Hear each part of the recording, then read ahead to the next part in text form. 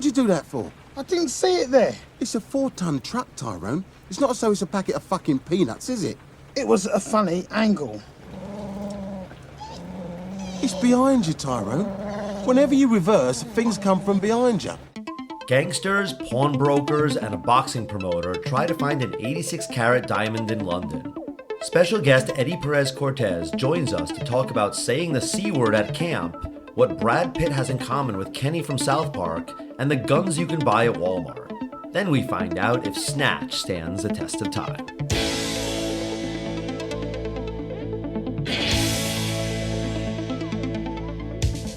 Test of time, James and Alan have their say. Do the movies you love still hold up today? James says gladiator with the glut. Alan says as a father, blah blah. It's the test of time, James and Alan have their say. Do the movies you love still hold up today? Test of time, James and Alan have their say. Do the movies you love still hold up today? Hello, everyone. For the 352nd time, welcome to the Test of Time podcast.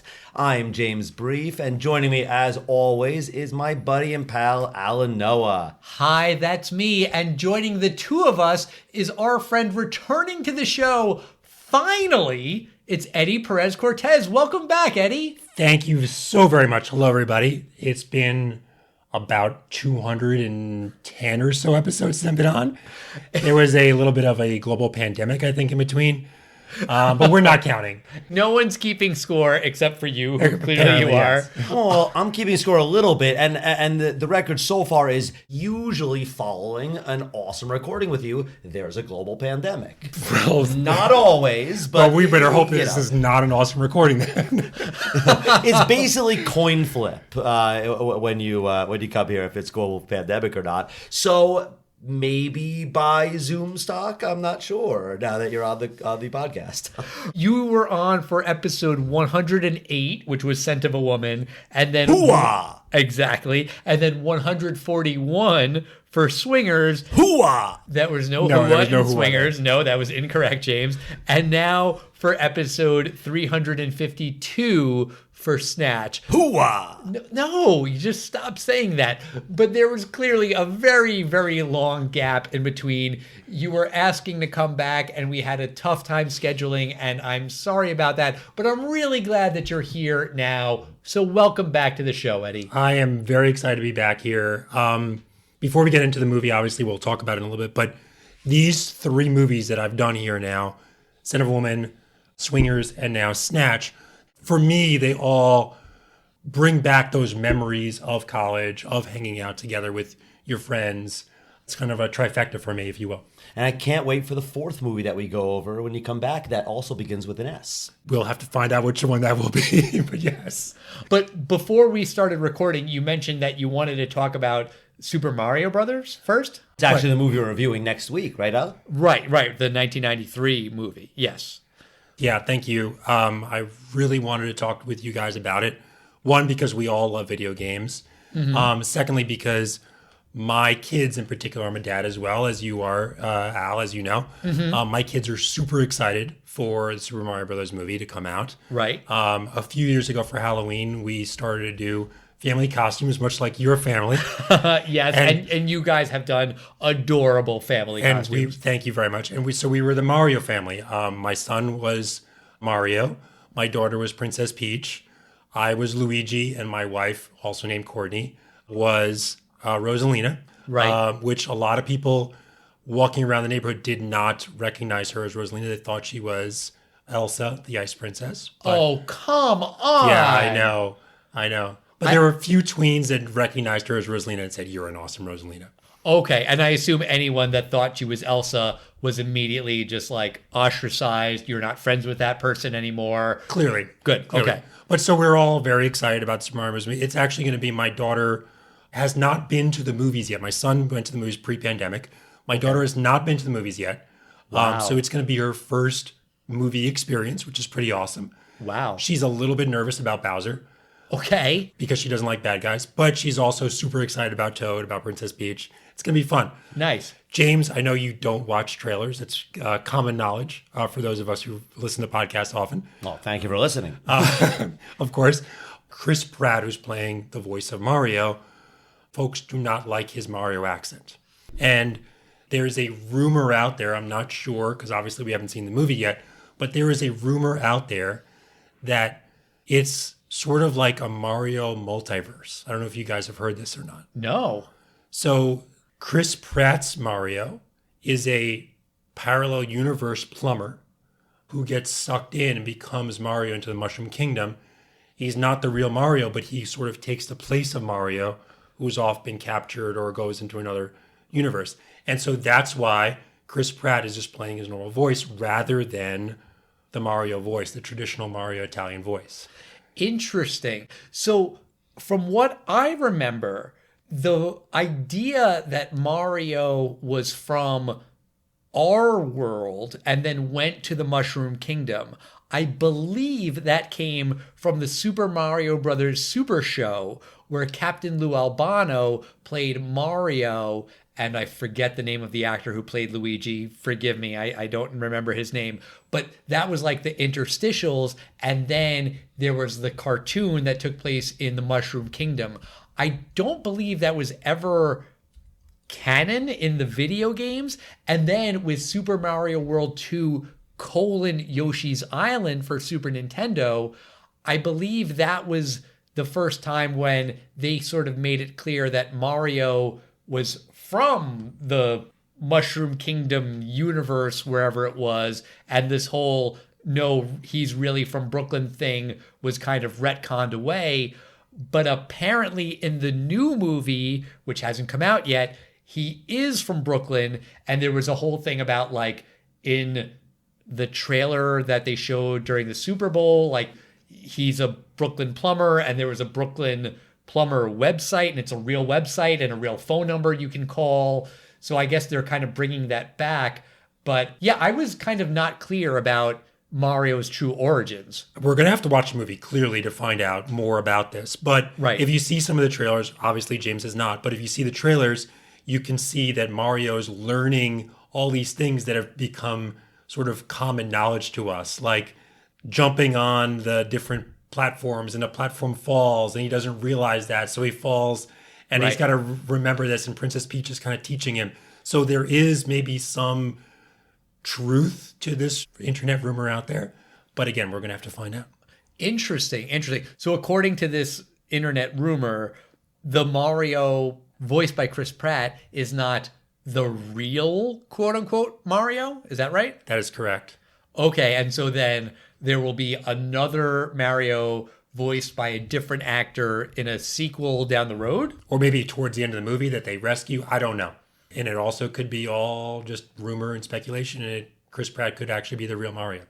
I mean, the thing that they've been saying is that Chris Pratt works as Mario because of his roles kind of in Guardians of the Galaxy, but really in the Lego movie, where he played just an everyman. And that was why they cast him in the Super Mario Brothers movie. I guess that works if he's not the quote unquote chosen one, although in the Lego movie he was the chosen one, but also he wasn't. So I don't know. I wasn't that impressed when I heard Chris Pratt in the first Mario trailer that I saw, but also who cares? I'm still going to go see the movie, you know? Clearly. And the rest of the cast is phenomenal. I mean, Jack Black is Bowser. Yes. Charlie Day is Luigi. Right. Is going to be phenomenal. Anya Taylor-Joy is going to be Princess Peach. I mean, the rest of the cast is unbelievable. Super excited about it. My son is all into Mario, loves all the Mario games.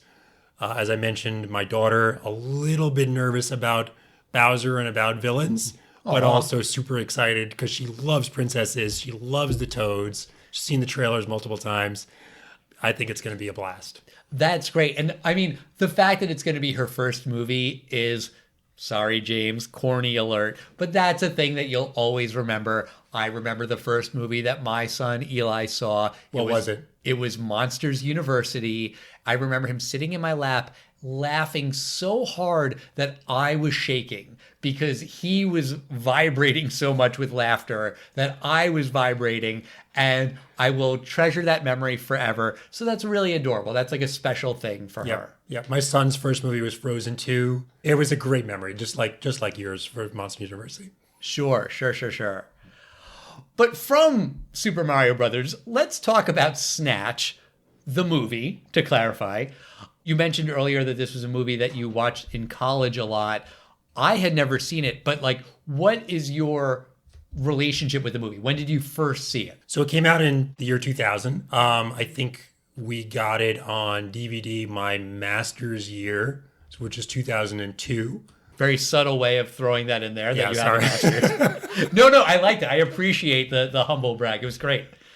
We watched it on repeat that year. Okay. And just the lines that are from it, the witty banter back and forth with the quick dialogue became part of our repertoire that year. The movie brings back a lot of good memories for me. And when you saw Snatch, were you already a fan of Guy Ritchie? No. So Guy Ritchie's first movie, as most people know, is Lock, Stock, and Two Smoking Barrels. I saw Lock, Stock after I saw Snatch. Okay. People were like, oh, you like Snatch? You've got to see Lock, Stock. Snatch I had seen a number of times by then. And Snatch is the kind of movie that you begin to appreciate it more the more times you watch it. Lock, Stock, I saw it maybe once or twice, is a very hard movie to follow. The accents are way harder than in Snatch. If you think the accents in Snatch are hard to follow, the accents in Lock, Stock, way, way harder to follow. Okay. And the story just wasn't as gripping for me.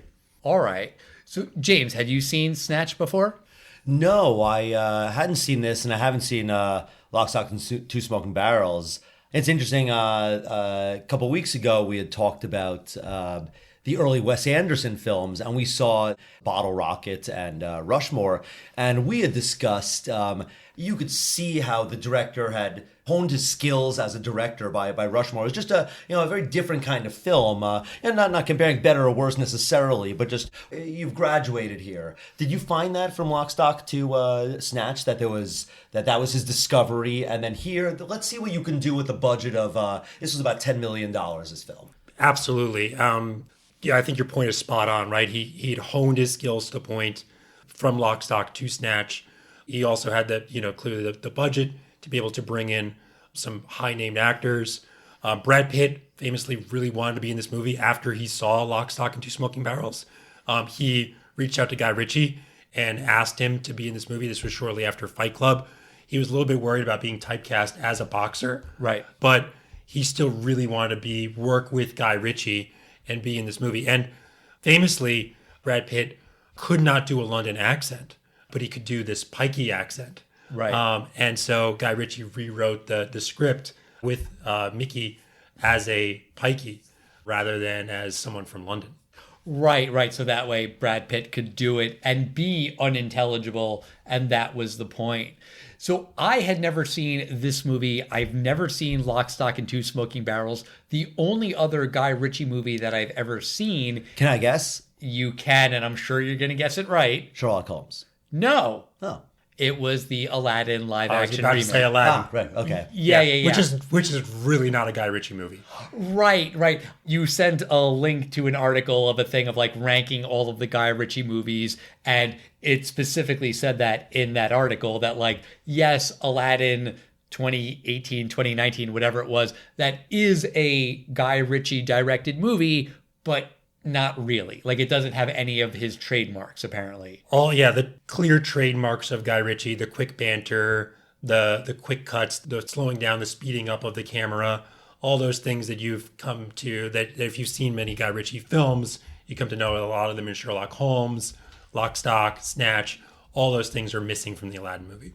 I guess that was maybe just a movie he did for the paycheck or for the opportunity to work with Disney and do like a big budget tentpole movie. And, that's fine. I don't begrudge him for doing that. Who wouldn't want to make a big budget movie for Disney? And I think he did a fine job. As far as a live action Disney film is, the formula that we've seen, I think he did a fine job.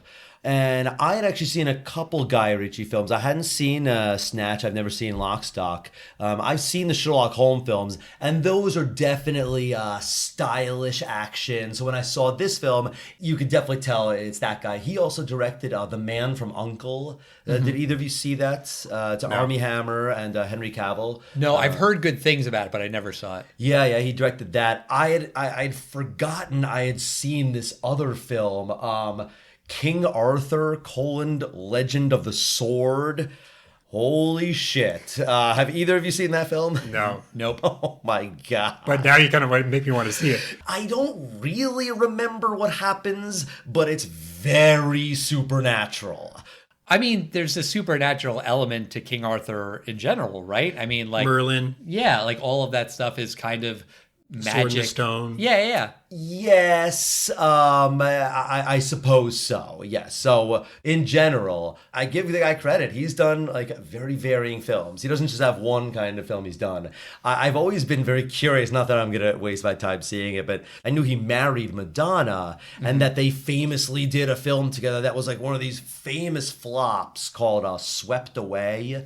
Right. And I don't know if there's many husband and wife collaborations that really work, but that one apparently didn't. So in Snatch, there's a line when they're looking for the people who robbed the bookies, and they get the guy from the street and they bring him into the car and they're dragging him along with the closed window, and he turns on the radio and there's a Madonna song playing. Lucky And- Star. Yes, and Bullet Two Tony goes, "Oh, I love this song," as like an homage to Madonna. Right. And they were dating at the time, and then they got married, and then subsequently divorced.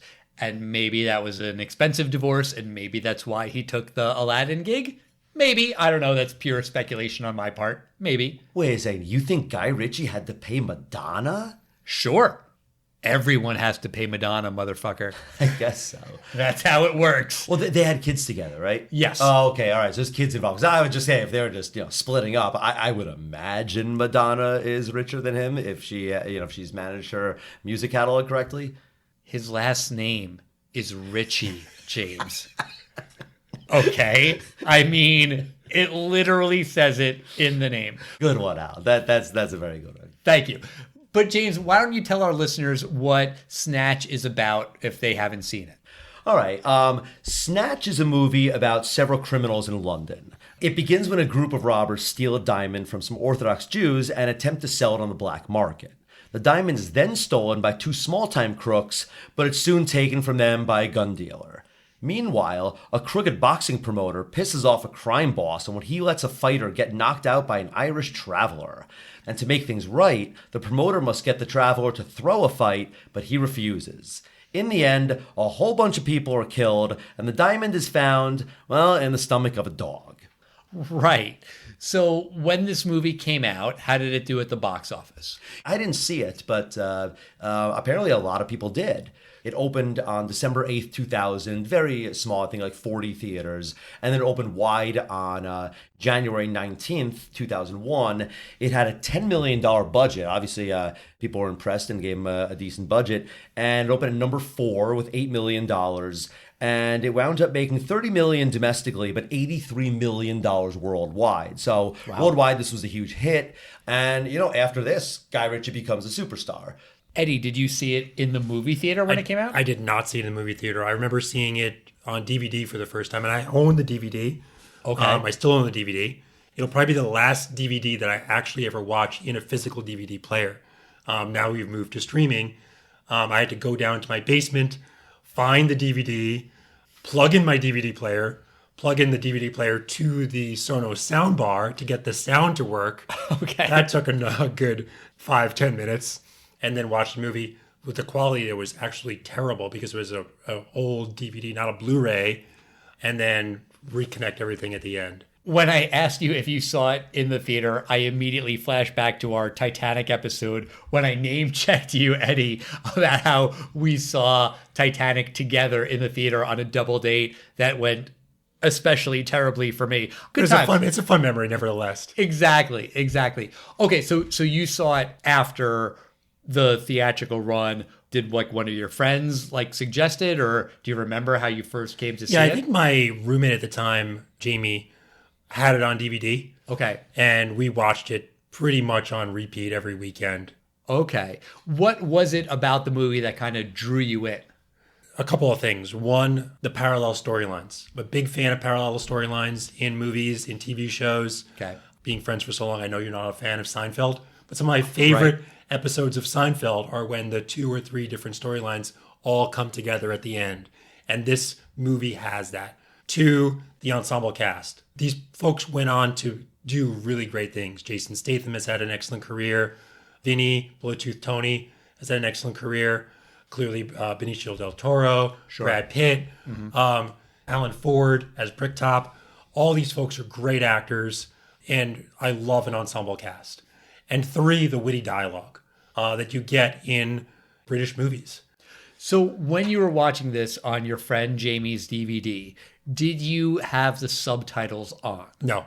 That's honestly impressive because I tend to watch most of the movies that we watch for this podcast with the subtitles on just because, like, there's noise, the kids are running around, the dogs are barking, or even if I'm watching the movie at night alone when everyone's asleep, it just kind of helps me keep track of the dialogue. So that's just kind of a habit I've gotten into over 350 plus episodes of doing the podcast. But before I even pushed play on Snatch, I was talking with my wife, Courtney, about the movie, and she was like, oh, you can't understand what anyone says. And I was like, okay, well, I'll definitely have the subtitles on for this movie. And honestly, I don't know how I would have been able to follow it without the subtitles. I watched it without subtitles, and I followed it okay. I mean, Brad Pitt was completely incomprehensible. It was still funny for me, and I enjoyed his scenes because I don't think you necessarily need to hear what he's saying.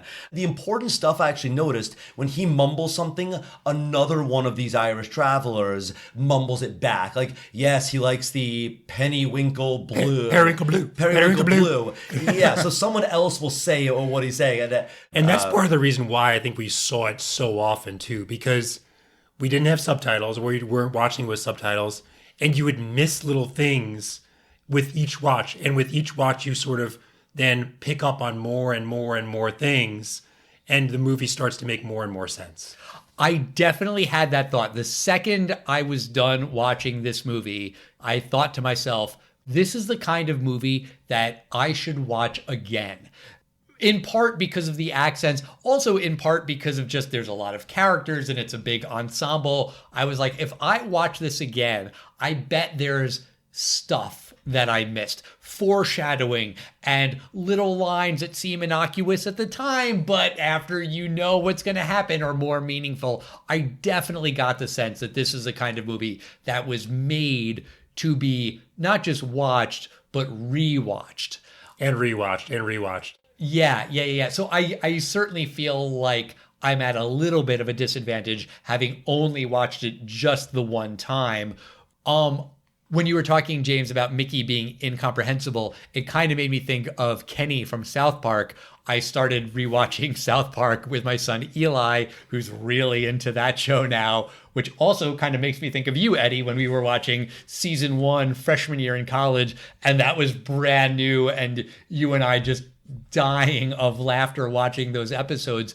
But like everything that Kenny says, you don't understand it, and you can maybe sometimes kind of sort of get what he's talking about by context and from how the other characters react. Sometimes you just don't, and it's fine. You're able to enjoy the episode without that. After a couple of rewatches, you can pretty much pick up about 90 to 95% of the lines that Mickey says. Okay. But I believe that there's like 1 or 2 lines that are just completely incomprehensible, even to this day. And as Turkish says in the movie, it's not quite English, it's not quite Irish, it's pikey. And so apparently the term pikey is offensive, as is the term gypsy. I was doing a little bit of research about that today. I kind of wasn't sure exactly what pikey meant, but yeah, these are travelers or nomads who sort of wander around Ireland and the UK in the same way that gypsy is considered an offensive slur. Pikey is maybe worse than that. I guess so. the whole concept of British cursing and British slang is, I wouldn't say foreign to me, because I think that's maybe the wrong term, but it's very different from American slang. Right. I mean, the C word is like thrown around everywhere in England and it means nothing. Whereas here in the US, that is like a horrible word. If you say that in public, people will gasp, actually audibly gasp when they hear it. But in England, it's just not a big deal. Apparently, that's not a big deal in Canada either. I had a friend who was Canadian who said that word all the goddamn time. But like, you don't say that in pleasant company. And apparently Brad Pitt was a little taken aback when he was filming this movie about how everyone was throwing the C word around. And it's like, no, it's just a thing that we say. Yeah, at the camp I work at in the summers, there's a lot of foreign counselors and staff, and they're from Commonwealth countries, Australia, New Zealand, England, and they need to be instructed in very clear, very clear. The campers cannot go home speaking this word. Like, it is. I'm sorry, James, to be laughing over you, but that's just so funny to imagine like a meeting at a kids' camp where they have to say, okay, counselors, we don't say the C word here. That is too damn funny. Yeah, it's one of those things. You might as well just say it and be like, look, I know at home, it's like saying the word asshole here. It's not that big a deal. And as they say in Team America, it's only an inch and a half away. And, it's close by. But here, asshole is... asshole is not a big deal. And, see you next Tuesday is the closest you can say in America and not have a gasp. Okay, so Eddie, you've watched this movie many times. You understand all of the intricacies and the ins and the outs of the plot, I assume, much better than I did. I'll be honest, I had a little bit of a tough time following everything that was happening. Yeah. Am I correct in assuming that by the, sixth or seventh time you watch it, it's all crystal clear? Mostly crystal clear, yeah. Okay. I watched it this last Friday. It had been a while since I watched it, and it took me a little bit to get into it. But once I get into it, I was picking it up pretty clearly. I mean, at its core, it is two parallel storylines. There's two storylines going on. The first is a traditional heist storyline. It was like a good heist movie where the main character, really there being Benicio del Toro, is stealing an 84-carat diamond. Maybe 86. I think Maybe they say 86, both. 82, 84, 86, something around there. A big diamond. Yes. He finds this diamond. He goes to Brussels and holds up a jewelry store, sort of like in the Diamond District on 46th Street here in New York City, and comes away with a beautiful stone. At least in the movie, it's probably clearly not real, but in the movie, it looks like it's a beautiful stone. And then he goes off to London to ultimately sell it and hopefully not get into trouble. The other storyline is with Turkish and Tommy, Turkish being Jason Statham's character, and they are unlicensed boxing promoters. And they have a boxer called Gorgeous George, who is up and coming, and they want to get a new caravan to do business out of. Right, like a mobile office. Like a mobile office, exactly. So they go to the Gypsies, and that's where they meet up with Mickey. Mickey just happens to be, unbeknownst to them, the pikey or gypsy bare knuckle boxing champion. And he punches out Gorgeous George. They have to switch boxers, and a whole bunch of, I guess you could say, hilarity ensues, although it's more of a dark hilarity in the context of this movie. Right. And I think in terms of like these two parallel storylines, I just wasn't sure as I was watching the movie, like, who is the main character? And there's really not one main character. Kind of, it's maybe Turkish because he's the guy who has the voiceover, so maybe it's from his point of view, but really not, because there's so many other characters and points of view throughout the movie.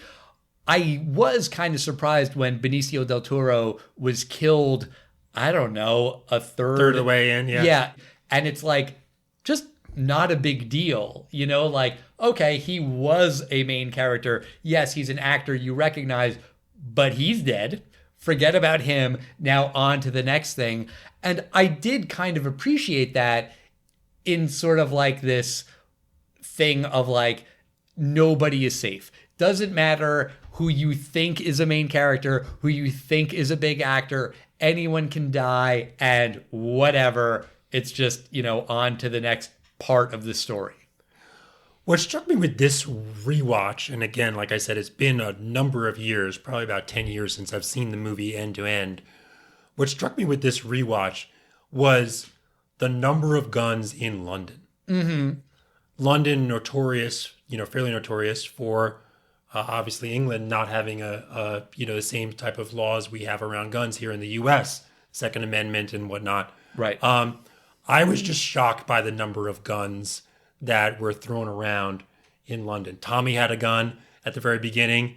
They make that very clear, kind of in the opening scene. Turkish sees it in his pants. He goes, "Who are you afraid of? The Germans." They bring up, Boris the Bullet Dodger, who sells the guns to all these guys. Benicio del Toro gets a gun. Obviously, Boris the Bullet Dodger. Then Bullet Tooth Tony has a gun. So it just, the number of guns in gritty underground London was surprising to me. But I think that's kind of the point, though, is that all of these people are bad guys who need guns, and they all go to one guy, Boris, who is the gun dealer. That's true. As opposed to the US, where you're a bad guy who needs a gun. You can literally go to fucking Walmart and pick up all of the guns you need, whereas in England, there's just one dude. Does Walmart sell guns anymore? I don't think Walmart sells guns anymore.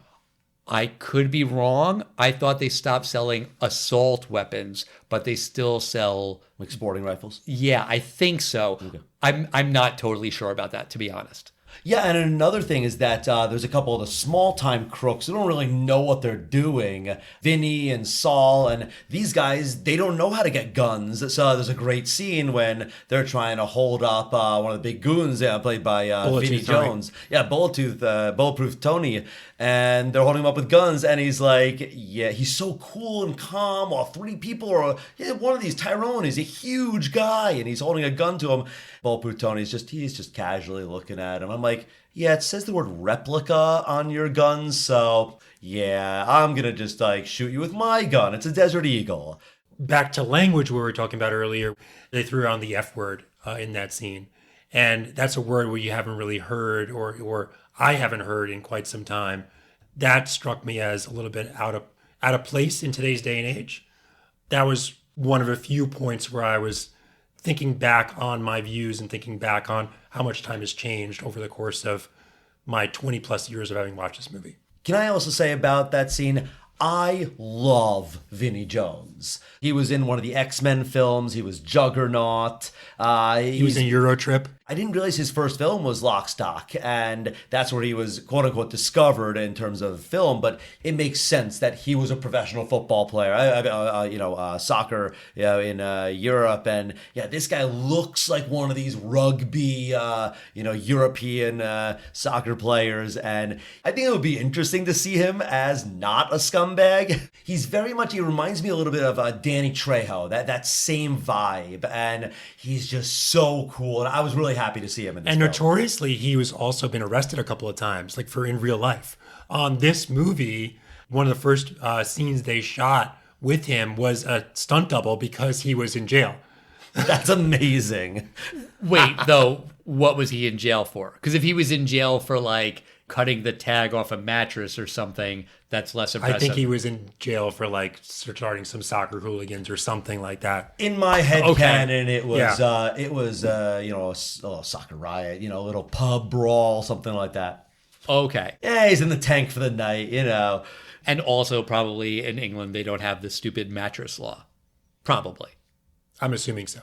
Okay, so one moment of the movie that I really enjoyed was and I'm making big air quotes when I say this, car chase kind of scene, which is not a car chase because the three groups of characters that are all kind of in the same place at the same time don't know that they're in the same place at the same time, and they're not chasing each other, but they all interact with each other weirdly. And it's also cut together very, very well, I thought.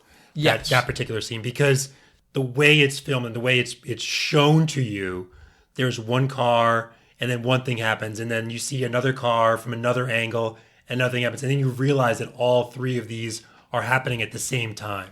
Right. So there's a character, Tommy. He throws a carton of milk out the window, and no big deal. There's another scene later where there's a guy driving, and all of a sudden, a big carton of milk goes on my car. Now, there's another part where there's a guy that's walking around. He's about to kill somebody, and he gets run over by a car. And it turns out he's run over by the car that had the milk splashed on it. So all of these different, scenes are all, kind of interacting with the other storylines. And it was a fantastic scene. So speaking of car chases and just getaway drivers, you have the character of Tyrone. Mm-hmm. And you're first introduced to the other two hooligans, Saul and Vinny. And they are going to rob Bricktop's bookie shop to steal the diamond, because Benicio del Toro has been sent there by Boris the Bullet Dodger to place a bet for him. And so Boris tells them to rob the bookies, that they can take all the money from the bookies, but leave the case that's connected to Benicio del Toro because he wants that. In order to do this, they need a getaway driver. So they enlist Tyrone. And the first time you're introduced to Tyrone, he is this big, burly guy walking around, and it's a great line that I forget which one of his Saul or Vinny goes, "What the fuck can he get away from?" Right, because he is just a large person, and they stop to get gas. And we timed it. So when I watched this in college, sorry to interrupt you all, but when I watched this in college, we actually would time how long it would take Tyrone to get out of the car. It was close to 20 seconds of film time to get out of the car. And it just exasperates that point. What the fuck can he get away from? One thing I loved, there was an overall feeling that all these random guys that are held up by gunpoint, just tell me where the guy is so I can go to the next scene.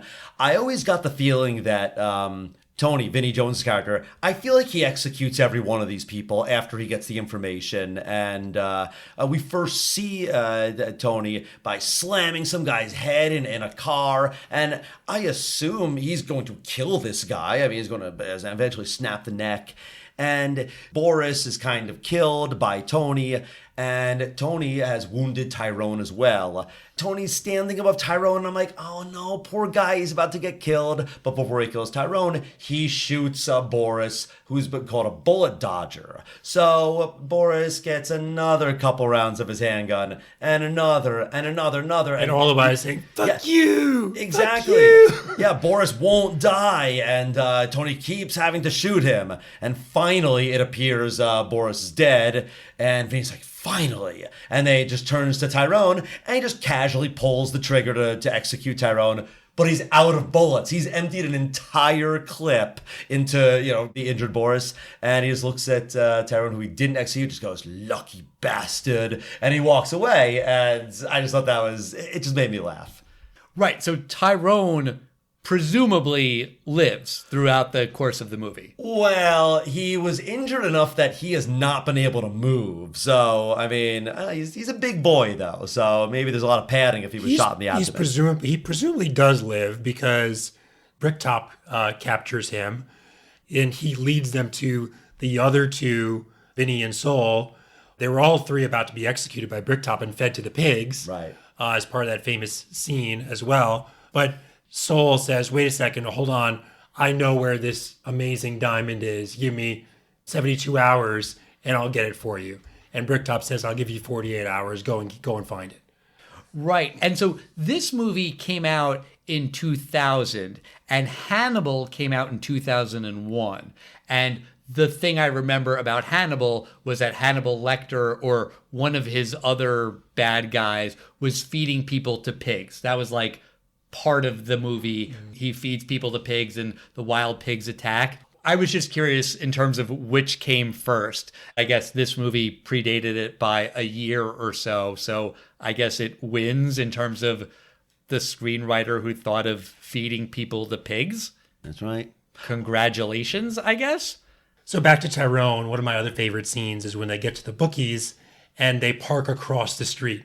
And the other two guys are like, there's a spot right there. What's wrong with that spot? And Tyrone goes, it's too tight. And then they say, you could park a jumbo fucking jet in that spot. And then he backs up into it and crashes into the van that has Benicio del Toro. And that's why they're not able to find Benicio del Toro. They end up hijacking the place with somebody else that's not Benicio del Toro's character. Right. And this is a small detail, but they refer to the gambling place as the bookies, like plural. Not like the bookies place, but like the bookies. I guess that's a British thing. I think so. Okay. I mean, I get hung up on little details. I know like you that. do. I know it's annoying, and this is why I don't have friends. But I was just kind of wondering about what the fuck that was. But I feel like we've covered a lot of ground with this movie. So, Eddie, let me ask you, do you think that Snatch stands the test of time? So this is a tough one for me. Unlike Scent of a Woman and Swingers for me, I went back and forth on this one for a couple of different reasons.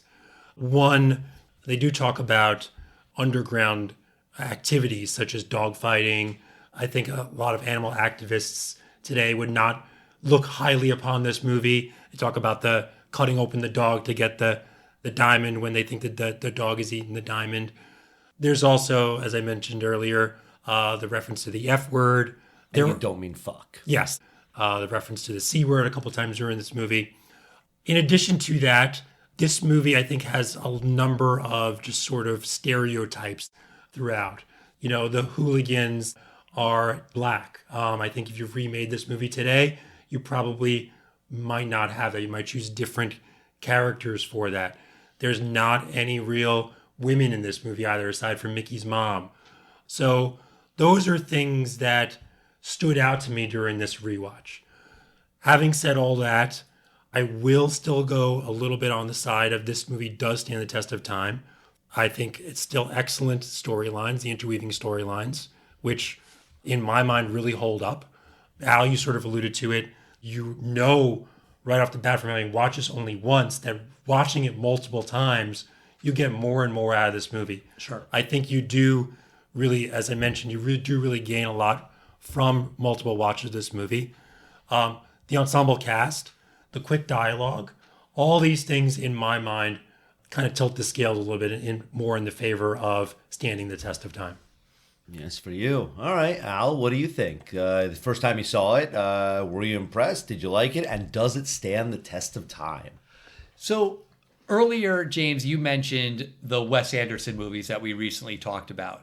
And I was kind of thinking about this movie sort of in that context, because even though I'm not a Guy Ritchie aficionado and the only other movie I'd seen of his was Aladdin, I sort of got the sense from watching this movie and, you know, then from reading stuff online afterwards that Guy Ritchie has a sensibility. He has a style. He is an auteur like Wes Anderson, where you're not going to confuse a Guy Ritchie movie for a Spielberg movie in the same way that you're not going to confuse a Wes Anderson movie with a Martin Scorsese movie. They have their own things and signatures that make their style unique. And I am interested to see more Guy Ritchie movies. I do feel like Wes Anderson is more my jam, personally. Something I said about Rushmore is that like that movie has style and substance. I kind of feel like with this movie, Guy Ritchie is giving us a lot of style and not a ton of substance. Like there is substance, there is plot. In fact, there's maybe too much plot. The storyline is really convoluted. And, you know, the old way that we used to do the podcast where we would go like through scene by scene and story beat by story beat, I'm very relieved that we're not doing that anymore, because to do that for this movie would have been exhausting. It would have been a 4-hour episode. I mean, it would have just been really, really tough for all of us. There's a lot of plot in here, but I also kind of feel like the plot doesn't really matter. It's not really about that. Like, who are the good guys that you're rooting for? I mean, there's a bunch of people that you kind of like. There's one villain. Clearly, Bricktop is the bad guy. You hate him right out of the gate. You want him to die, and he dies. Great. But, like, who ends up with the diamond? I mean, I would have been happy if it was Mickey, the Brad Pitt character. If Saul and Vinny had got the diamond, cool. It ends up being Turkish and Tommy. Okay, neat. I'm not really emotionally invested in any of the characters other than Bricktop, who I want to die. Like, they're all good-ish, kind of. And it's fine. Like, it doesn't matter. That's not the point of the movie. It's about the world and the style and the dialogue and the quick cuts and all of that, which is really entertaining, which is fun to watch. And I think just sort of in general, the whole kind of crime genre isn't really my thing, you know, like Gangsters and who's gonna be the one left standing after all of these guys are trying to kill each other. That's just not my number one favorite kind of movie to watch. But I do think that there's really nothing about this movie that doesn't stand the test of time. It works now, I would assume, as much as it did in 2000. I am curious to watch it again and just kind of pick up on more stuff that I probably missed. So I will say that the movie does stand the test of time. James, what do you think?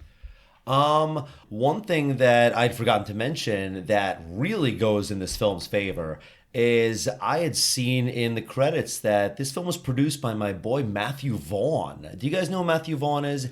Yes, I do. And no, he is not your boy. Oh, he's my boy. He is the director of some fantastic films. He made Kick-Ass, which is now time to review it. It's more than 15 years old. And we should have your boy on to come and be a guest on that episode, since you're clearly very close personal friends with Matthew Vaughn. When was the last time you hung out with Matthew Vaughn, by the way, James? I didn't say we're close personal friends. I said he's my boy. Well, that implies that you're friends. But he produced this film, and he directed some fantastic films. X-Men First Class, the underrated Stardust. Have you ever seen that film? No. Really? I mean, you're a big fan of Princess Bride. It's a really nice film. Eddie, I thought it was very interesting one thing you said that didn't stand up, that in your opinion, you did say that some of the bungling criminals, I guess you call them the small-time crooks, they are played by 3 black guys. But interestingly, one of the small-time crooks' characters' names is Vinny. Maybe names are different in England. I've never seen a black guy named Vinny. So I was actually thinking, my first thought was, that's really cool of Guy Ritchie. This was probably a guy, Vinny, And this is the guy. I don't care what he looked like. It's like what Ripley. It was supposed to be a man, an alien, but Sigourney Weaver? Sure, let's just call her Ripley. I was like, they gave Vinny to a black guy. Good for him. I have no idea. It's just interesting. We saw the same thing. I wasn't thinking too much of it. I only thought of it more consciously when you brought it up. Brad Pitt's character. It's so funny.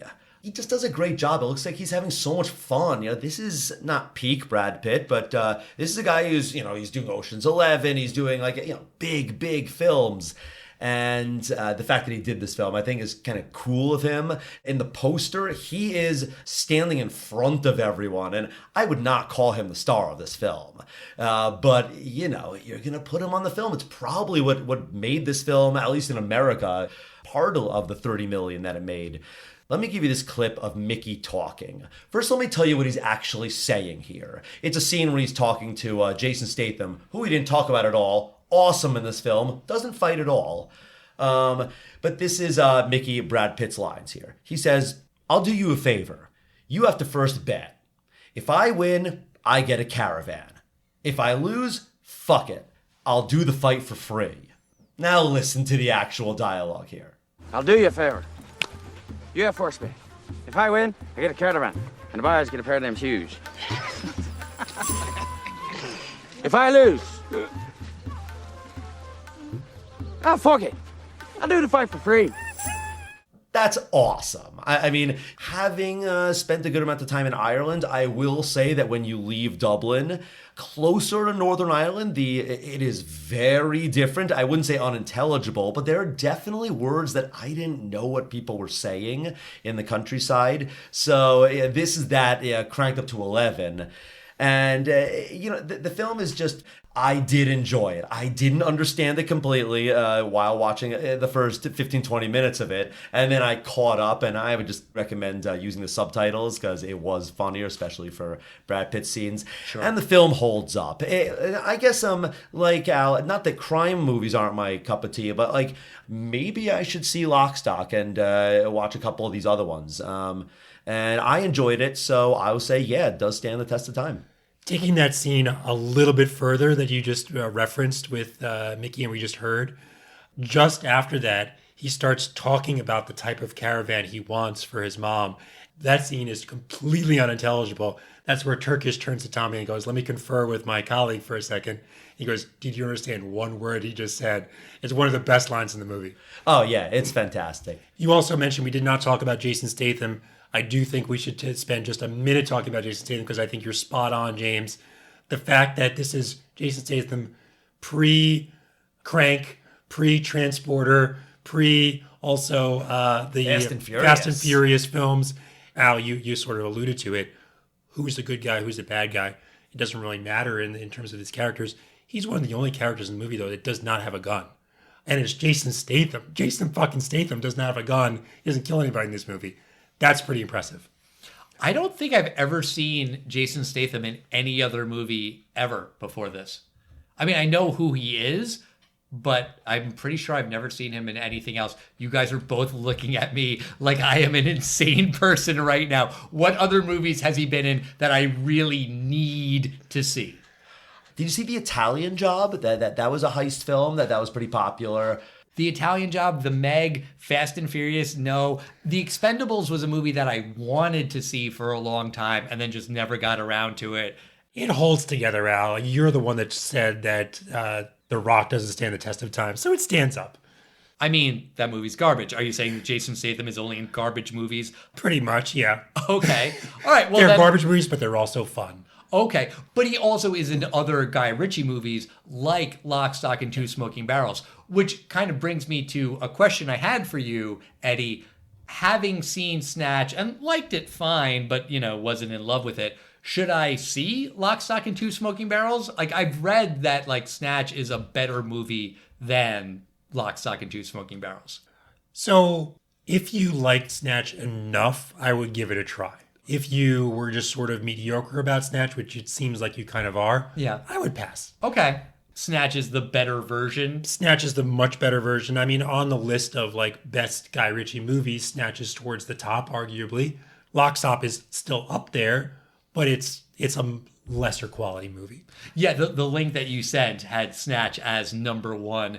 I forget where Aladdin was. It was somewhere kind of I think in the middle-ish, but, not his top 3 or top 5, I don't think. And he's done other gritty films, Rock and Rolla, Revolver. If you want something very witty, but it's not from the criminal's point of view. I mentioned before The Man From U.N.C.L.E. That was a good film. I believe that is pronounced The Man From U.N.C.L.E.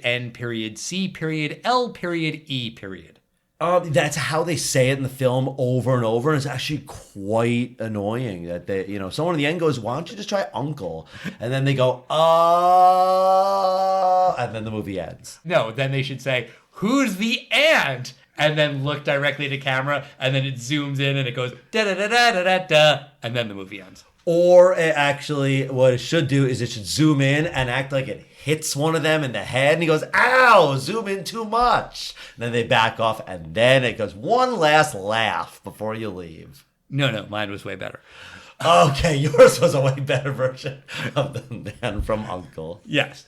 All right, so we all agree that Snatch stands the test of time. Snatch, the movie, not the slang term, by the way. The Guy Ritchie movie, to be clear. Was there another movie? There's probably a porn movie called Snatch. I don't know. You're going to Google it right now. You should probably Google it. on incognito mode. I won't Google that, but I did have the tab open for Snatch, the movie, and it says at the top, the little disclaimer in italics, it says not to be confused with Snitch film or Snatched, the 2017 film. Apparently there was also a TV show that was based on Snatch. And Rupert Grint was the star. Oh. Ron Weasley. Ron Right, Weasley. right. Which did 2 seasons in the UK, which is the maximum number of seasons that is possible for a British TV show. Yeah, longest running series in British history. Right, exactly. They're all tied for 2 seasons. Well, it's 2 seasons and then Doctor Who, which is like 78 seasons. Actually, they call it series. 2 series. They don't use the word season.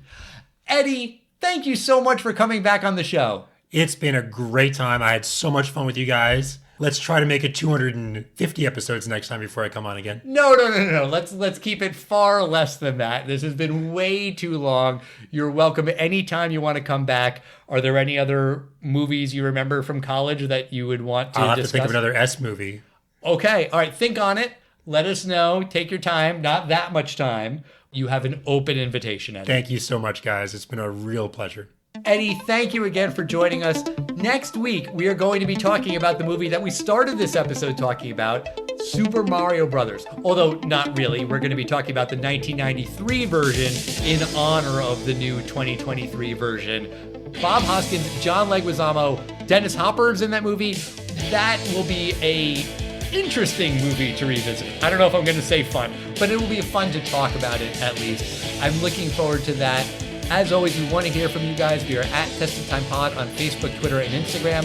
Write to us about your favorite Guy Ritchie movies, your favorite Snatch characters, your favorite indecipherable Brad Pitt lines, and we will see you next week, everybody. Bye. Bye.